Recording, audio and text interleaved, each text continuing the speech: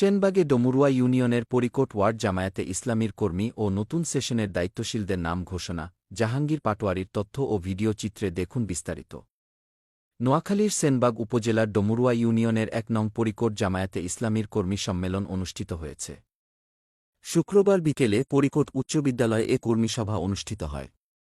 এ সময় জেলা জামায়াতে ইসলামীর নায়েবে আমির মাওলানা ছায়েদ আহম্মদ, উপজেলা জামায়াতে ইসলামীর সহকারী সেক্রেটারি মাওলানা মোহাম্মদ হানিফ, ডমুরুয়া ইউনিয়ন জামায়াতে ইসলামীর আমির মাওলানা আবু বক্কর, সহসভাপতি আবু বক্কর সিদ্দিক এম.এ, সেক্রেটারি মাওলানা আব্দুল হালিম, ইউনিয়ন শ্রমিক কল্যাণের সভাপতি আব্দুল খালেক, ১ নং ওয়ার্ড জামায়াতে উত্তরের সভাপতি ইউসুফ মোল্লা, দক্ষিণের সভাপতি মনিরুল ইসলাম, শিবির উত্তরের সেক্রেটারি সুলতান মাহমুদ বক্তব্য রাখেন।